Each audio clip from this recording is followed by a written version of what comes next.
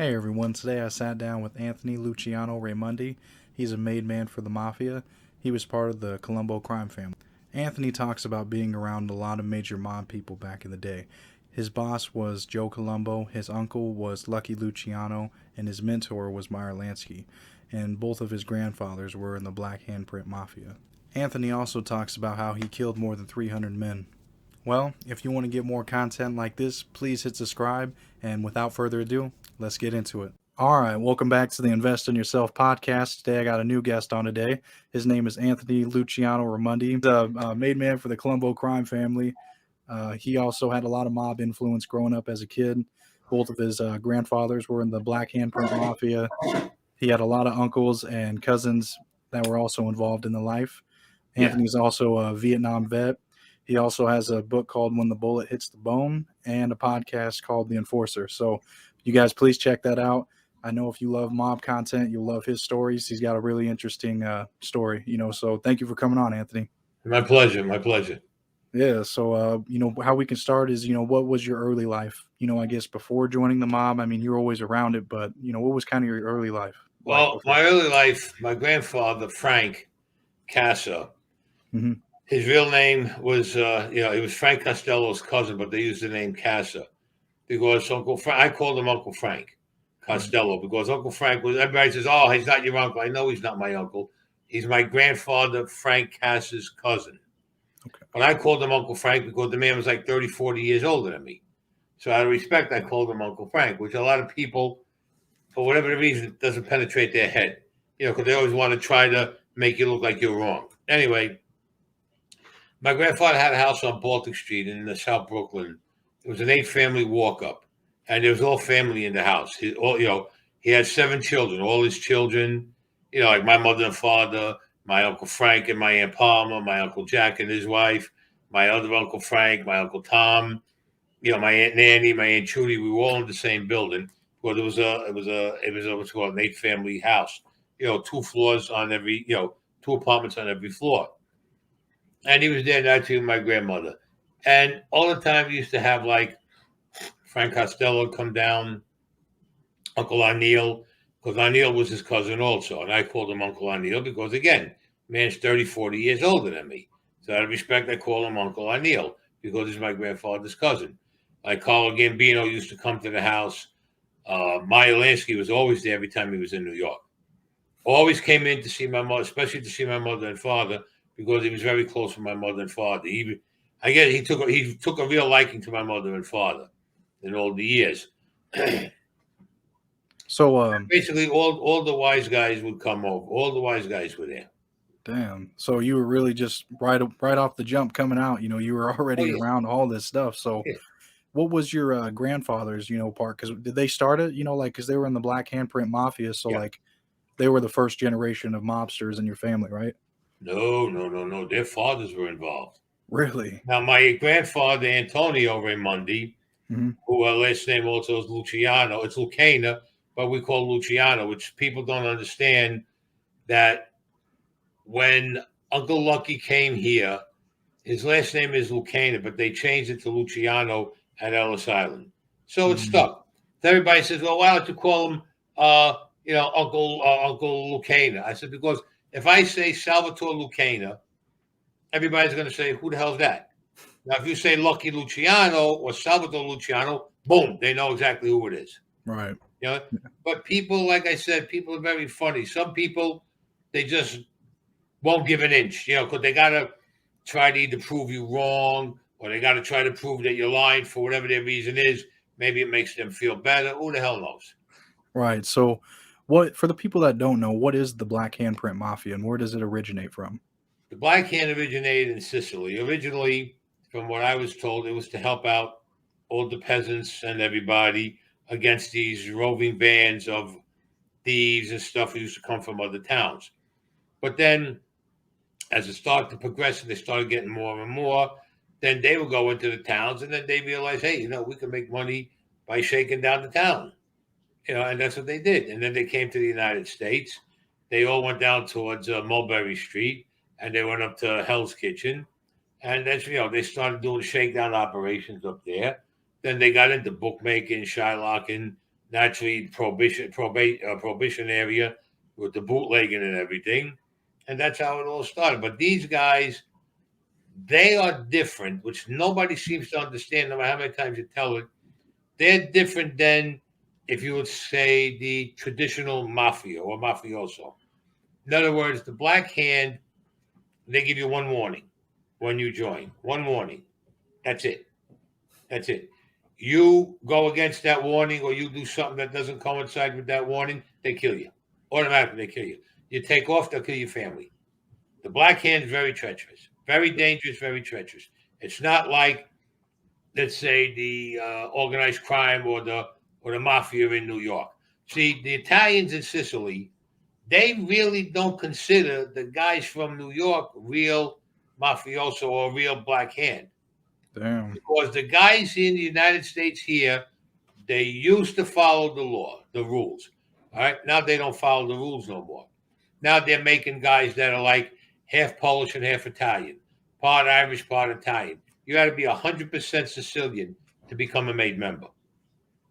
You So had they to be would, 100% Italian. Then they made it, you had to be 100% Italian. Okay, fine. So you give it a little break. Okay, fine. Doesn't work that way no more. And in order to be made, you had to do a piece of work. mhm. You had to do your first hit.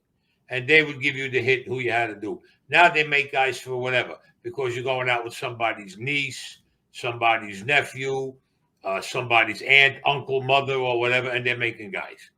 Or that the guy's a good earner. If the guy's a good earner, they're making them. Yeah. Okay, fine. You want to make him because he's a good earner to keep him around you.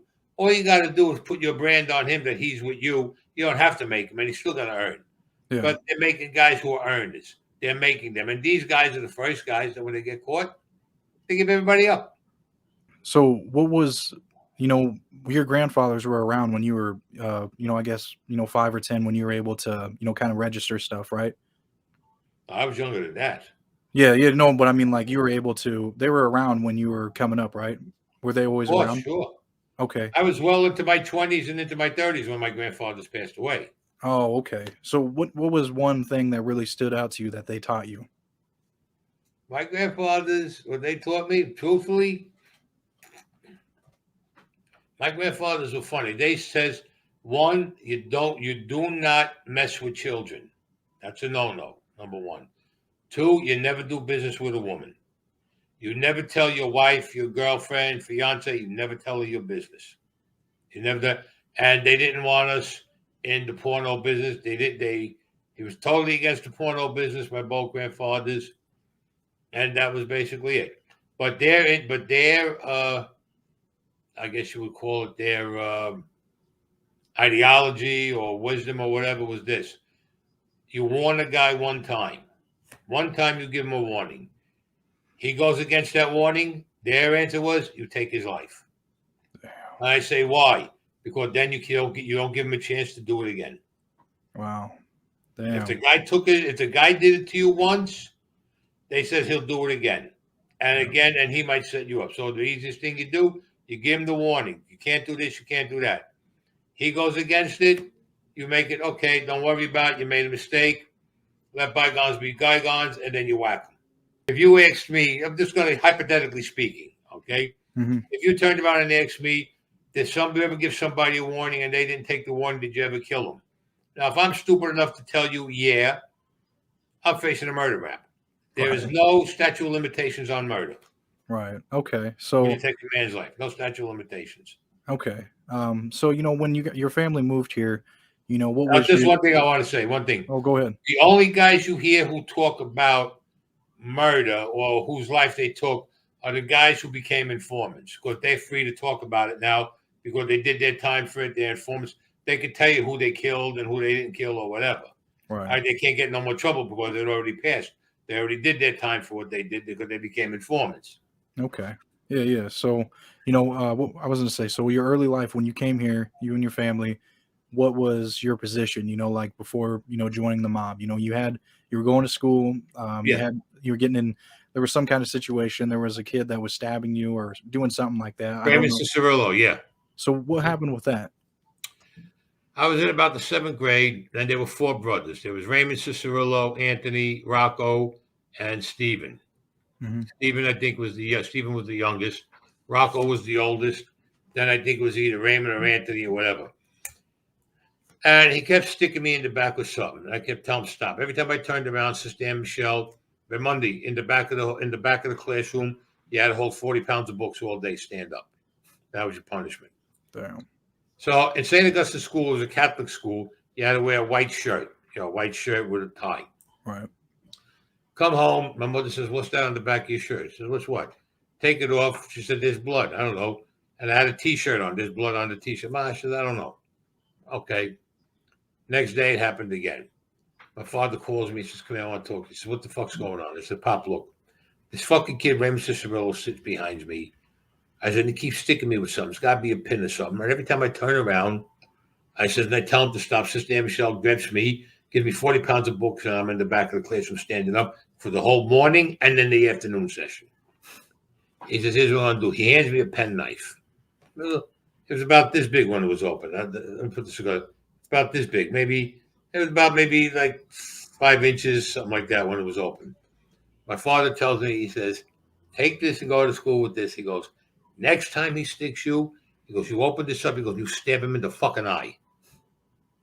I looked at my father said, "Don't worry about the cops." He goes, "Let the cops come." He goes, "Don't worry about it. We'll take care of it." It's okay. Next day, I'm in the classroom, and he's sticking me. I told Raymond, "Stop, Raymond, stop." Fuck you. I opened up the knife. I didn't stab him in the eye. I stuck him in the forearm from here. I ripped him open all the way down to the hand. Blood flew all over the place. It looked like his arm exploded. Needless to say, Sister Ann Michelle took about 10 heart attacks. They called the cops. They called everything. They brought me down to the Bergen Street station. My father came down with my uncles. They came down. They got me out. I went home. My father said, "Don't worry about it. Another day or two, says you go back to school." That's okay. Cops turned around and told my father that they were going to press charges on me. My father says, "Okay." My father got my cousin Mac, which in the book I call him Jimmy. I call him Jimmy, my cousin Mac, for obvious reasons. And I think it was Baby Jean was there, Jerry, my father, and my Uncle Sal, a couple of guys. They went to the house where the Cicerillos lived, and they broke the door open. They went into the house. They grabbed the father, and they put a gun down his throat. They turned around, they told him, "You press charges on this kid, we're going to kill your whole family. Your sons, your daughters, your whole fucking family, we're going to kill all of you. Best bet, don't press no charges." They said, "Because if you do, we're not coming back. We're not going to come back. We're not going to break it. You're not going to see, but we're going to kill every one of you." And they left. Next day, guess what? Cops say they're not pressing charges. Okay. Walked away. I go back into school. And I tell you one thing, though, after that day, Sister Ann Michelle never made me stand in the back of the classroom holding books anymore. I could talk to anybody I want. I would talk during the class. She didn't say a word to me. Damn. And that was it. You had to do what you had to do. So what impact did that make on you? Like, was that the first time you seen your family, like, act like that somehow? Was that like the first time? No. I used to hear my grandfathers talk, and they were asking me one time, like, told me that they were gangsters. We were talking. I was about maybe, I don't know, geez, what was that? Could have been, I think, maybe about 9 or 10. Mm-hmm. And I said, "You mean like James Cagney?" My grandfathers, they said, "No." They said, "We do what we want to do. We straighten out our own problems. We don't go running to anybody. We take care of our own." That's what a gangster is. We're not made guys. We're not wise guys. We're gangsters. There's a problem. We take care of it. We take care of our own. Yeah. That was their answer. So that was your mindset coming up. That's how you would handle things. Well, you got to remember, I used to see them always coming to the house, especially on the weekends. They would come to the house, meet with my grandfathers, my uncles. They would talk. And though they all had the big diamond pinky rings on, as you see, I like to wear, they had rolls of cash in their pocket. There's the double and triple park their cars on Baltic Street, and the cops never bothered them. Wow. And they were always well dressed with suits and everything. Damn. Everything that bracelets, watches, everything.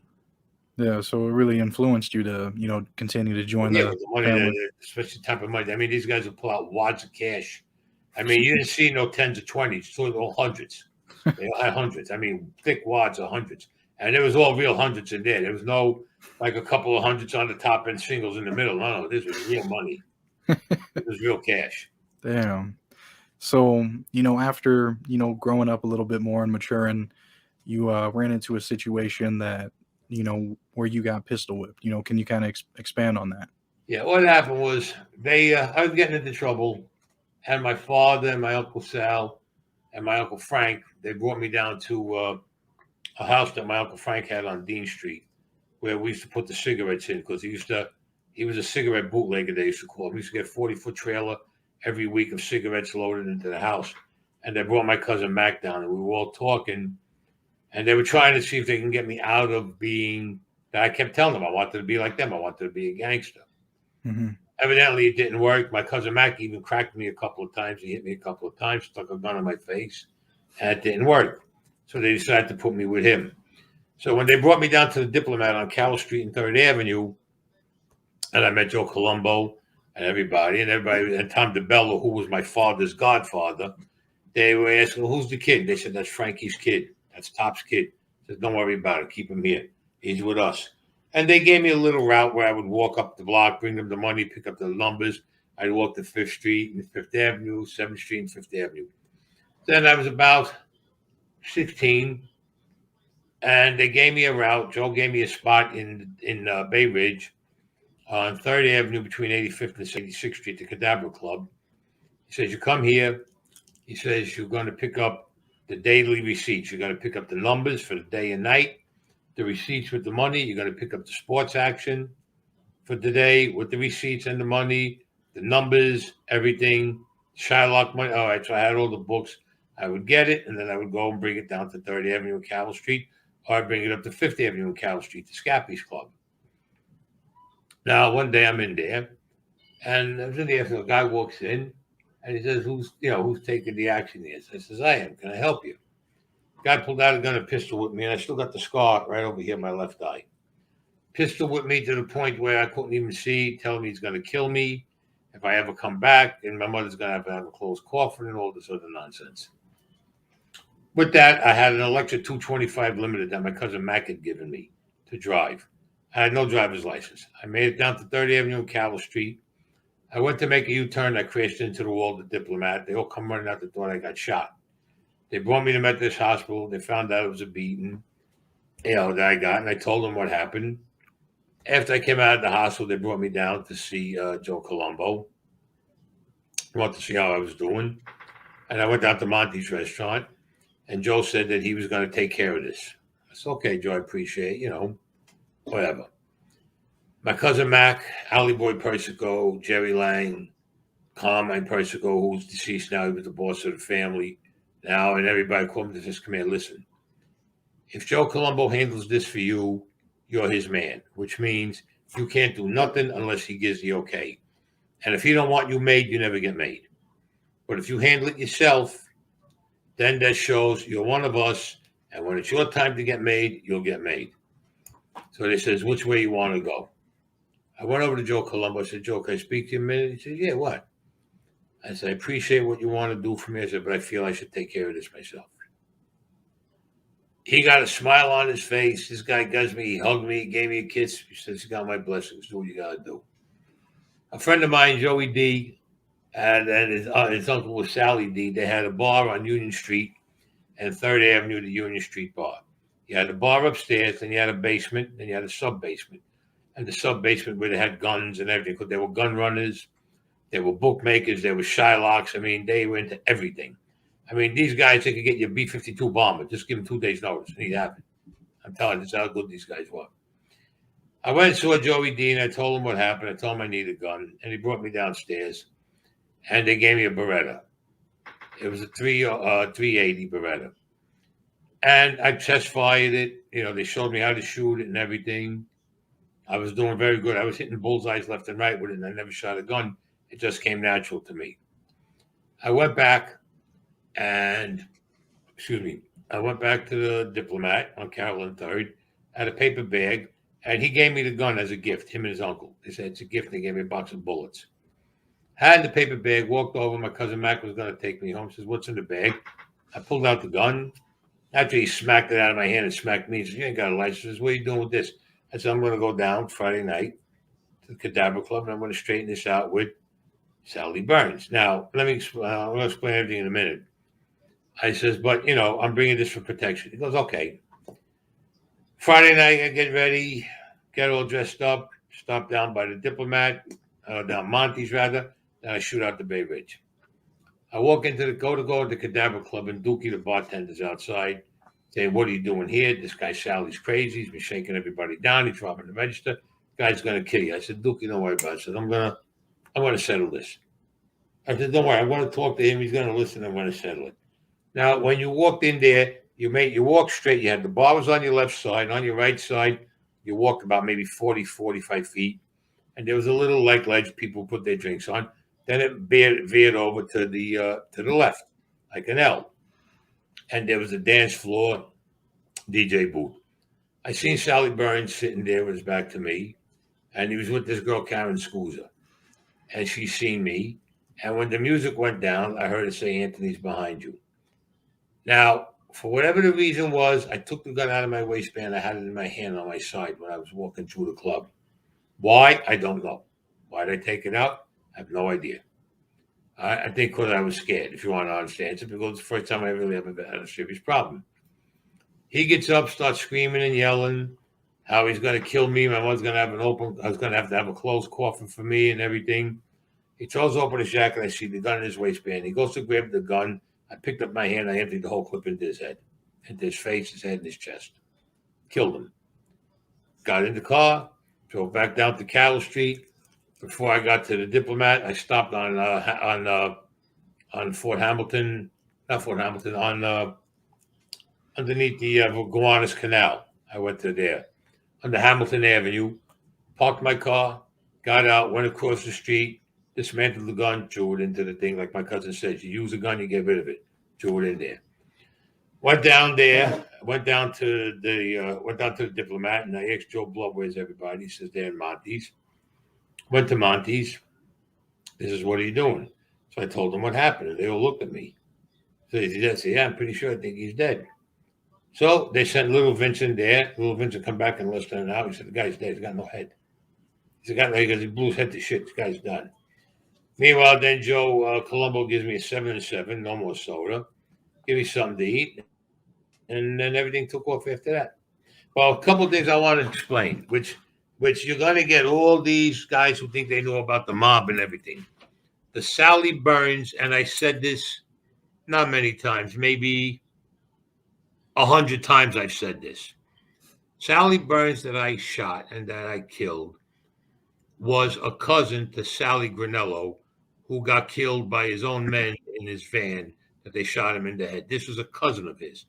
Now there was a Sally Burns, Frankie Burns, and Jimmy Burns, and they all named their kids the same thing, and their cousins were named. Everybody tells me, no, it's not true. In an Italian family, you could have 20 Ralphies, 19 Carmines, 16 Sals, 32 Anthonys. That's the way it was. It was his cousin who I killed.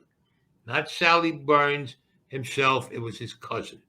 But his last name was Granello. He was like, whatever, a second, third cousin to him or whatever the frig it was. That's who I killed. Everybody wants to say, you're lying. The guy Sally Burns was killed in the van or in a car by his own men. That's not the guy I said I killed. And I explain it in my book and in my podcast who the guy was. But you know what? People just don't want to put it in their head because they got to have somebody they can pick on. You understand what I'm saying? Yeah. To try to make me look like I'm a liar, which I'm not. And Right. they can never say my story is wrong. Yeah. So as far as the gun, let me explain. You had some jerk off, and a guy used to says, "Oh, the Beretta 380 wasn't around till 1974, 75. Well, moron, and the guy knows who he is. Beretta has been around since the 1800s or maybe even the 1700s, number one. Number two, it was a 380. The only thing I was wrong about was I said it was a Model 84. And the reason why I said that was years later when we were talking about it, I asked I asked Joey D. I said, "Joey, what was that? That was the Beretta." I said, "What was the model?" He says, 84. He could have been wrong. I was 16 years old. What the fuck do I know about guns at 16? Never Right. handled one until then. But it was a Beretta, and it was a 380. Italy had a 380 caliber going back to like 1900. It didn't come here to the United States until maybe in the 70s. All right, that's what people don't want to realize because somebody's always got to print something to make me sound like I'm wrong or I'm a liar. I know Right. what I'm talking about. I'm an expert with guns. I know what I'm Yeah. talking about now. Right. And And so, that's what happened oh, with yeah, selling yeah. Canelo. And then what happened? What happened was that they sent me up to Joe Colombo's farm up in Saugerties, New York. They brought me back down Christmas time. No cops, no nobody came or anything. Everything was fine. Everything was good. And then I got pinched. 2 detectives pinched me in January of 70. Hmm. They pinched me. 2 cops got me in January 1970. And they got me for I think they said the murder and this, that, and whatever of one Salvatore Granello. My people got Abraham Gritz, who was a bail bondsman and a lawyer, and he was heavily involved in politics, and he had dirt on everybody. So the way he done it, he worked out a deal with the DA's office because they could only try me under the Youthful Offenders Act. They couldn't try me as an adult because I was under 24 years old. So they made a deal. It was for possession of an unregistered firearm and discharging an unregistered firearm in the city limits. They gave me a year and a half. They said I got to do the whole year and a half. I said, okay, fine. When we went to go take it, we all piled into Jerry Lang's car, and they were taking me down to Court Street to the DA's office at the courts. And when we made the turn on Bourne Place, we made the right-hand turn to go to the courthouses. The FBI surrounded our car, pulled us all out. Joe Colombo was screaming that they got me. Okay, they got me. They charged me with the civil rights violation of Salvatore Granello, meaning this. The civil rights violation means, 1, I caused his death. 2, he can't grow old. 3, he can't work. He can't support his wife. He can't be with his wife. Can't see his kids grow up. Can't see his grandchildren. Can't go away on vacation, and on and on and on it goes. That's called a civil rights violation. It's not. I always thought that was, black against white, white against black, whatever. But this is a civil rights violation. Maximum sentence 99 years. Which, when I went to trial, they got William Kunstler came in, and he said we're going to get convicted. And I says, well, why don't I just take a plea? If you take a plea, you got no more choice over here. You get convicted, we got choices. We can get you out. Okay, fine. Went to trial, I got convicted. The judge had me shipped out that night. Is it unheard of? Yes. Is it common practice? Yes. When they hate you that much, when they hate your family, and they think they were going to get me to talk, there was a bus going out that night, and they shipped me out that night to Lewisburg. Day and a half later, Abraham Gritz comes to see me and Kunstler. And they says, we have a thing here that if you join the military and you go to the Southeast Asian Conference, you successfully complete everything, your record's wiped out, expunged, no trace of nothing, you have no history of anything, you're done, over and done with. Okay, now, at that time, they were bringing guys into the service who had felony records. The Army wouldn't take us, wouldn't take me. The Navy wouldn't take me, and the Air Force wouldn't take me. So they sent me to the Marine base in Camp Lejeune that the MPs came pick me up. I got my basic training there, but when we went in country into Nam, they shipped me to the Army. The Army would take me then. And I was in the 3-7, which was infantry. But I was taught as a sniper, so I became a sniper there. Now, there was a separate unit that all of us in my unit, all right, what do we used to call ourselves? I think the 2-7 or something, or the 6-7, something like that.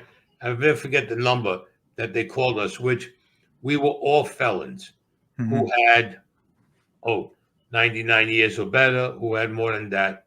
They taught us, they wanted nothing to do with us, the military, the Marines, because we were convicted criminals. Now, everybody in that unit had anywhere from 99 years to life, to double life, whatever.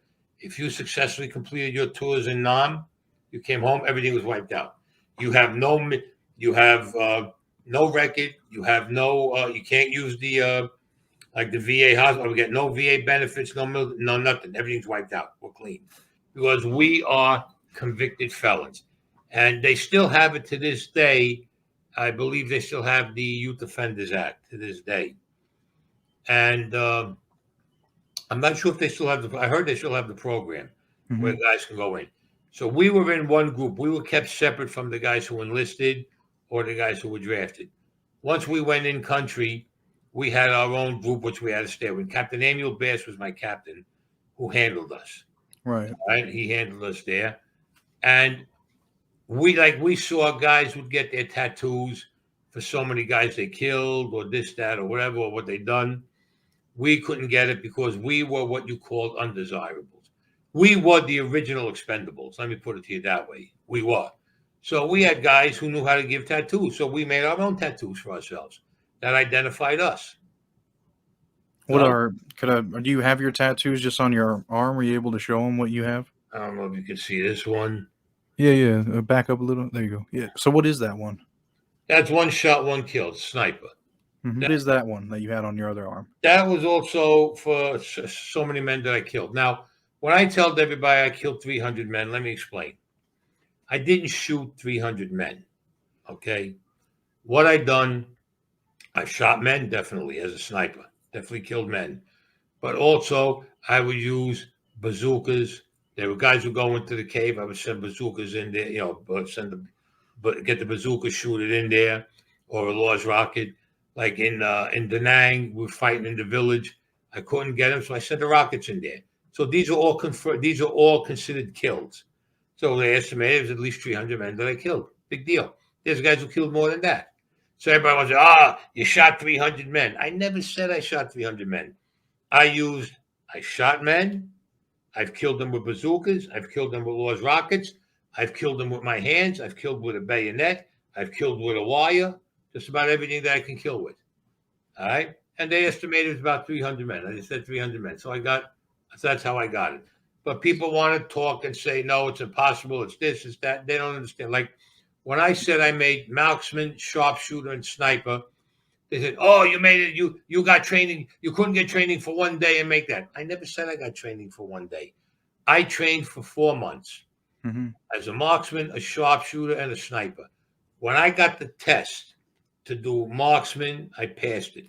Later on that day, I did sharpshooter. I passed it. Later on that day, I did sniper, and I passed it. But I trained for 4 months at all three because I became Captain Bass's prize pupil when I didn't rat him out for giving me all the beatings he did to the colonel. Right. People don't understand that. But anybody who was really in the military would know that that did happen.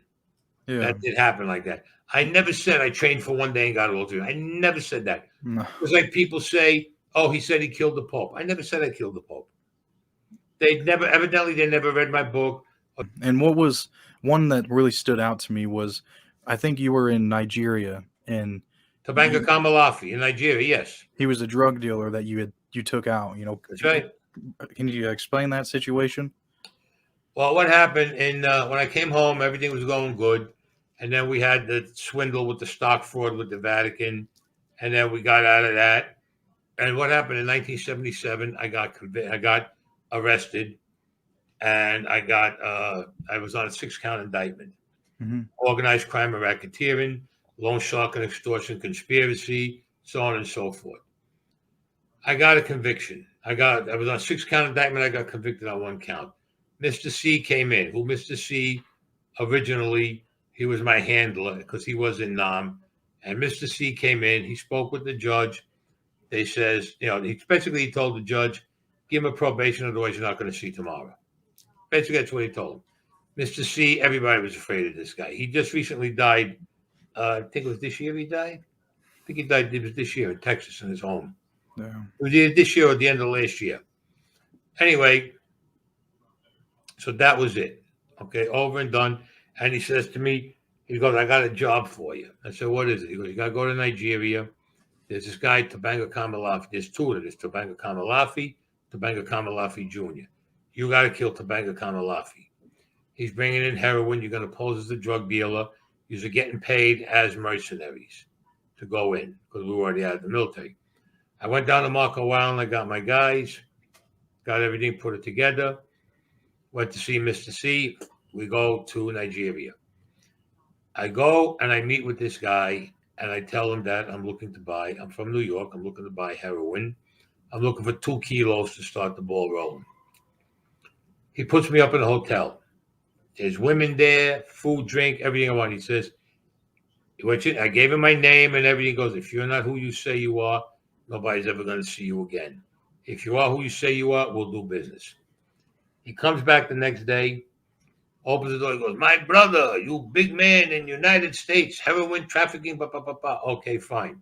Gives me 2 keys, give him the money, bring it into the States. Okay, go back. I said, I need 4 keys.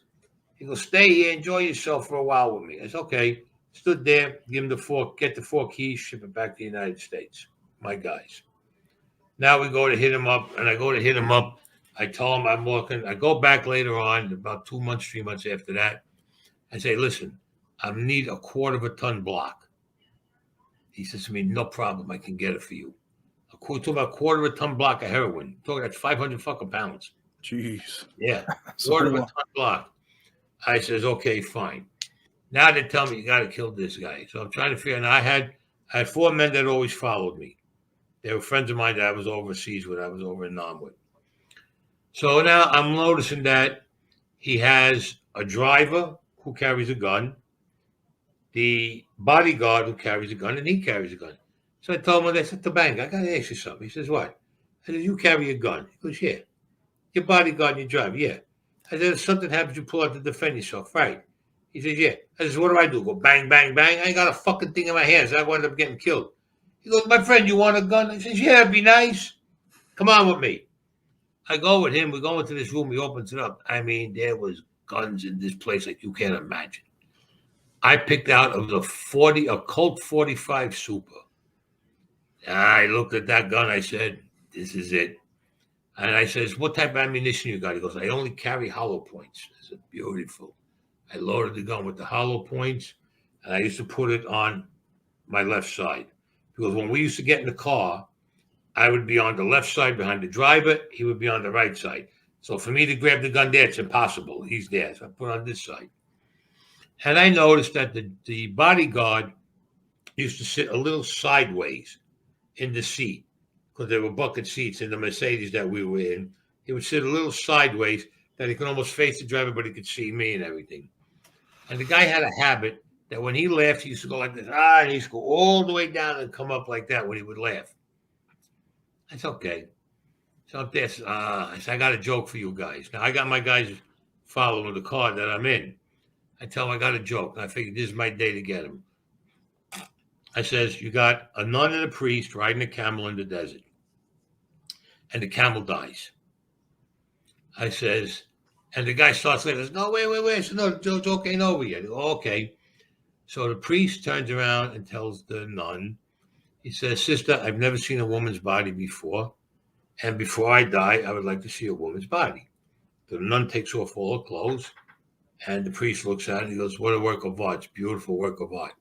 The nun says, Father, I've never seen a man's body before. And I would like to see what a man's body looks like before I die. So the priest takes off all his clothes. And she points between the priest's legs. She goes, what's that? He goes, that, my dear. He goes, that's the staff of life. She goes, well, stick it up the camel's ass and let's get the fuck out of here. This guy bent over like that to laugh. I took out the 45. I caught him right in the head. 1 shot in the head. Popped him in the fucking head before anybody could know what's going on. The driver's streaming with the car. I put my hand over to shoot him. This guy's grabbing me around the neck now. I emptied into him, and I kid you not, 6 shots before he let go. And he wasn't dead yet. He weighed about 425 pounds, 450 pounds. Jeez. You know, there's about 6 shots from a 45 with hollow points. That's when he let me go, but he didn't die yet. I took out the clip. I put the other clip in. I put a couple more in his head. Well, the car crashed. Well, we crashed the car. I had bangs up on my head and my face. I got out. My guys got me, threw me in their car, and we took off and came back to the States. Wow. And Tabanga Kamalafi Jr. became the prince over there. and all the heroin and everything stopped from there. Now, who the hell knows who's doing it now? Right. When when did you become a made man for the Colombo family? That was Good Friday, October. Excuse me, I was not October. Excuse me, October on Good Friday in 1979. Hmm. So Keep are you saying able to October. That's my birthday in October. what what was that ceremony like? Uh, Not quite like what you see in the movies. A little different. Hmm. A little different. What Yeah. are you able to talk about it or? That I won't. That I consider that as something personal, very personal. Oh, Even though okay. I'm not involved in the life, I consider that as something very personal. That was, I think, the best thing that happened to me. Okay. Um, so what were you part of any wars that were going on in the There was a mild war in the 70s, and then there was the Colombo War in the 90s, in the early 90s. so when were you were part of both of those then, right? Yeah, I was there, both of them. So what was the situation with the first one? A couple of guys. It was just a little minor stuff. It didn't really last too long. It lasted maybe about 2 months or so, something like that, and then Mhm. it was over with. Oh, People who wanted to take over because they didn't like that the boss was not around. He was in prison, and somebody else was, and they were like plotting and planning within the family to make a takeover. But then when the first guy got clipped, that's when they all started running and shooting, and then within 2 months it was over and done with. okay. So the Colombo War was a lot longer. The one in the 90s, yes, that was a lot longer. Okay, and who were they at war with? With Victor Arena. Okay, and It was Victor. It was Victor Arena, Joey Scarpo. It was them because Vic was the acting boss at the time, yeah. and then he wanted to become the boss.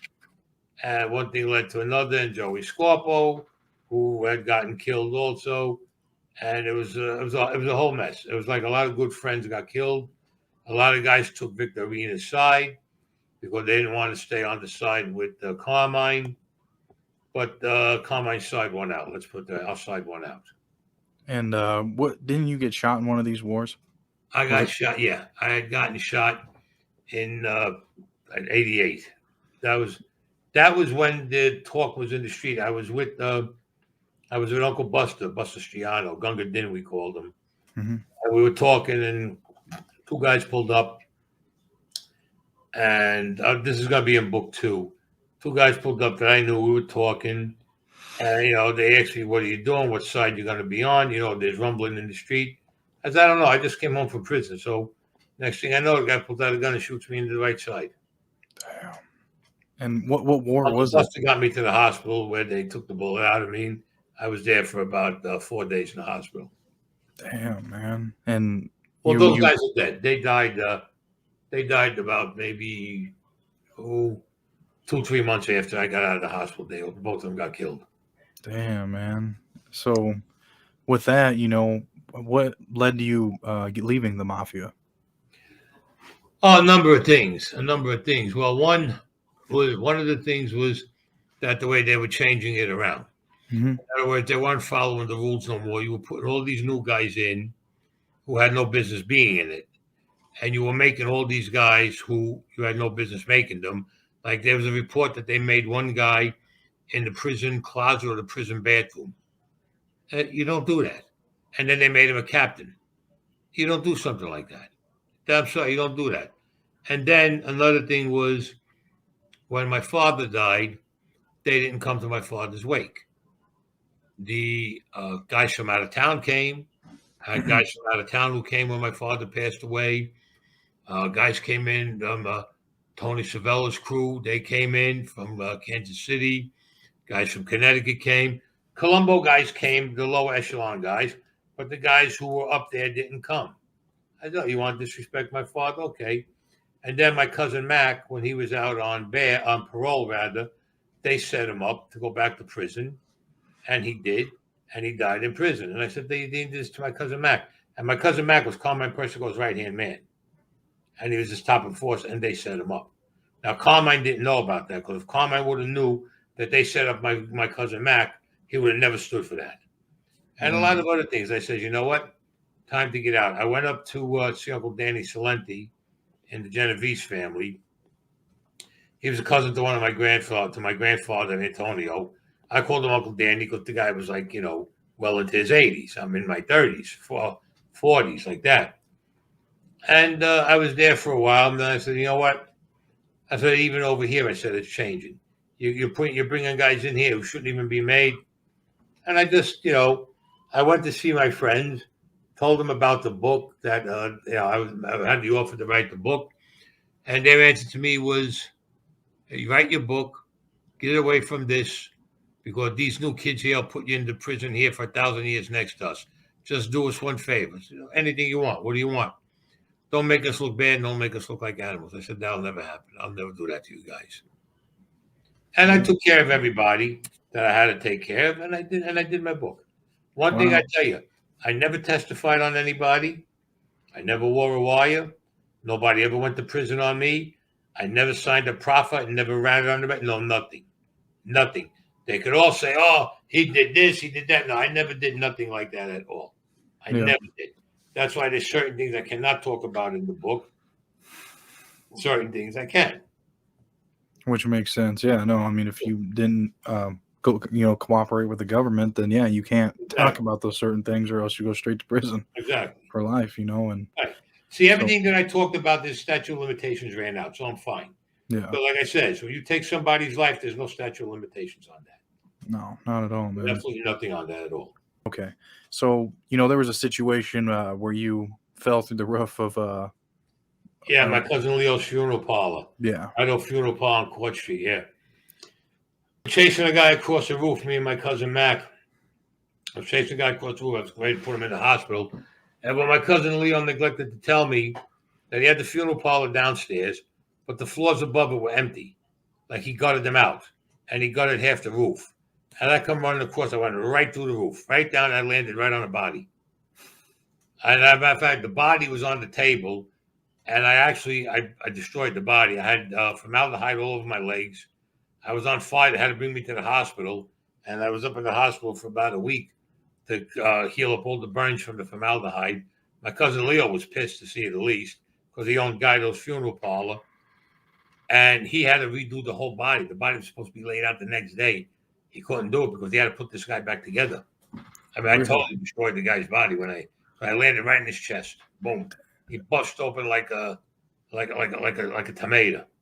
Really? So there was stuff in the body that he was embalmed already with the formaldehyde. Okay, so that's what that is. That's what I was wondering what that is. So that burnt through your skin? Oh, forget about what it did to me. I was in the hospital for a week. They had to give me this salve that they were putting on it. Formaldehyde will burn you it'll burn your skin up. Definitely. Holy shit. That's why they give it only works on dead cells. It preserves dead cells. As long as the cells are dead, it preserves them and makes them hard. It preserves it. Oh, okay. All right. Yeah. Okay. So another one I had that I was going to ask you is, what can you speak on about the Pope situation? Not too much on that because, like I said, I'm doing in book 2, and I have to put everything in there, and they do not want me to be talking about it now. But once I'm done with it, I will definitely give you an interview with that. That'd be no problem. Yeah. No, I was involved in the Vatican scam because Jacob Marcinkus is my cousin, or was my cousin. He passed away, and he was the head of the Vatican Bank. And Antonio Ribeiro was my other cousin. Luigi Raimondi was my other cousin, and I think Salvatore Pappalardo was my other cousin, and they were all cardinals. That's how I got involved in it. Yeah. Okay. Yeah. So, I think that's pretty much all I really had for you, Anthony. So I do appreciate you coming on and, taking out an hour of your time to, chop it up with me. Anytime. And talk about your story, man, because you definitely got a really interesting one. And, I think, if a lot of people check out your book and your podcast, they'll really like it, especially if they like mob content. So you guys check that out. Yeah. You got any other words? Next time you want to do it, I have about with Lufthansa and a couple of other things that we've done. Yeah. I'd definitely love to have you on the channel again, man. And Mayor Koch, that we had him in for 12 years. And we had to run of the city with this guy. Damn, man. Yeah. So we did great with him. So we definitely got to do a part 2, man. Whenever you want, you just let me know. Okay. Yeah, appreciate it, man. Well, pretty interesting story, right? Anthony is now investing in himself. He got his own book. He got his own podcast. He also got his own cigar business. So please check that out. And please hit subscribe if you want to get more content like this. I will say one more thing. Just because I have ex-gangsters, ex-mobsters on my show, doesn't mean I condone that kind of stuff that they went through. I'm just here to report the story. And, I'm an outsider. People like to hear these stories, but what I like to do is I like to listen to them and hear these stories just to help and prevent someone else from wanting to go through that life. Because, a lot of these guys, I haven't heard a single one of them that I've ever interviewed say, oh, I'd recommend this life to anybody that wants to join. All of them have said that they would not recommend this life and that it is not something that you want to get into. So, with that being said, this show is not condoning anything like that. It is quite the opposite, and that's why I try to keep it about investing in yourself. And, he got his own, like Anthony in this case, he's got his own book and he's got his podcast. And he also got his own cigar business, and he's doing interviews and all kinds of different stuff. So that can also be considered investing in yourself, in his case being a business owner, an entrepreneur. And also I'm going to leave a playlist at the end of this video you can click on, and watch all my other mob interviews that I've done with people. And, thanks again for watching and making it this far. Give me a like, subscribe, and comment. Thank you.